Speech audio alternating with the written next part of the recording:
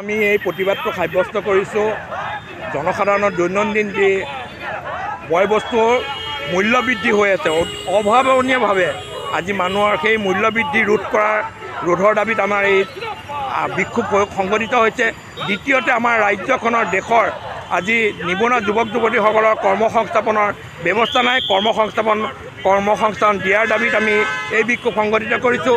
লগতে আজি আমাৰ যি মিকিৰ বামুণীৰ যি কৃষকৰ ভূমি এই যি কেলেংকাৰী হৈছে সেই কেলেংকাৰীৰ দাবীত আৰু গৌতম আদানীৰ যি কেলেংকাৰী এই তদন্তৰ দাবীত যৌথ সংসদীয় সমিতি গঠনৰ বাবে আজি এই বিক্ষোভ হৈছে।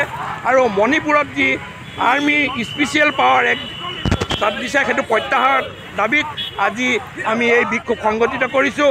আৰু আমি আজি এই বিক্ষোভৰ জৰিয়তে আমি ৰাজ্যখনৰ আমি জনসাধাৰণৰ প্ৰতি আমি আহ্বান জনাইছোঁ যে আজি এই যি ধৰণৰ আজি বয় বস্তুৰ যি মূল্য বৃদ্ধি অভাৱনীয়ভাৱে আজি সকলো ছেকশ্যনৰ একাংশৰ বাদে আজি 99% মানুহক আজি এই মূল্য বৃদ্ধিয়ে জ্বলা কলা খুৱাইছে।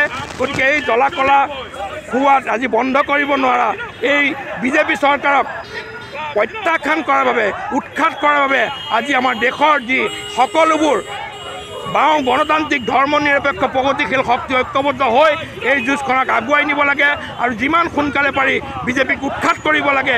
আৰু যি আমি তাৰ বাবেই আৰু যি আমাৰ ৰাজ্যখনত যি সাধাৰণ মানুহৰ যি ভূমি দখল কৰা এই চৰকাৰখনৰ যি ষড়যন্ত্ৰ ইয়াৰ বিৰুদ্ধে আমাৰ এই সংগ্ৰাম আমাৰ অব্যাহত আছে আৰু তাৰ বিৰুদ্ধে আমাৰ এই সংগ্ৰাম চলিছে। আৰু অনাগত দিনতো এই সংগ্ৰাম আৰু তীব্ৰতৰ পৰা আমি তীব্ৰতৰ কৰিম। গতিকে এই দাবীসমূহৰ ভিত্তিতে আজি আমাৰ এই বিক্ষোভ সংঘটিত হৈছে।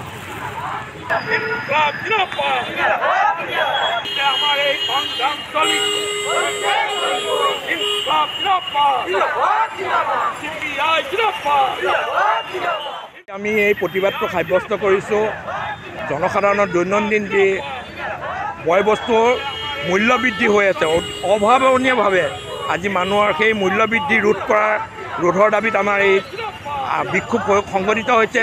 দ্বিতীয়তে আমাৰ ৰাজ্যখনৰ দেশৰ আজি নিবনুৱা যুৱক যুৱতীসকলৰ কৰ্মসংস্থাপনৰ ব্যৱস্থা নাই। কৰ্মসংস্থাপন দিয়াৰ দাবীত আমি এই বিক্ষোভ সংঘটিত কৰিছোঁ।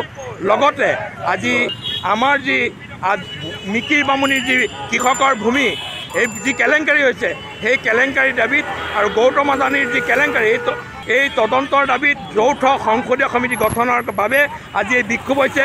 আৰু মণিপুৰত যি আৰ্মি স্পেচিয়েল পাৱাৰ এক্ট তাত দিছে সেইটো প্ৰত্যাহাৰৰ দাবীত আজি আমি এই বিক্ষোভ সংঘটিত কৰিছোঁ।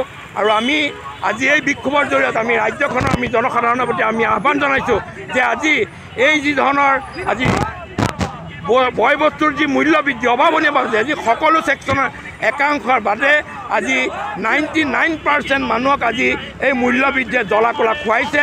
গতিকে এই জ্বলা কলা খোৱাত আজি বন্ধ কৰিব নোৱাৰা এই বিজেপি চৰকাৰক প্ৰত্যাখ্যান কৰাৰ বাবে উৎখাত কৰাৰ বাবে আজি আমাৰ দেশৰ যি সকলোবোৰ বাওঁ গণতান্ত্ৰিক ধৰ্ম নিৰপেক্ষ প্ৰগতিশীল শক্তি ঐক্যবদ্ধ হৈ এই যুঁজখনক আগুৱাই নিব লাগে আৰু যিমান সোনকালে পাৰি বিজেপিক উৎখাত কৰিব লাগে।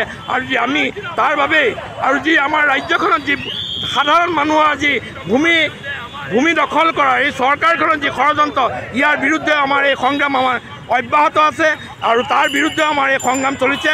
আৰু অনাগত দিনতো এই সংগ্ৰাম আৰু তীব্ৰতৰ পৰা আমি তীব্ৰতৰ কৰিম। গতিকে এই দাবীসমূহৰ ভিত্তিতে আজি আমাৰ এই বিক্ষোভ সংঘটিত হৈছে।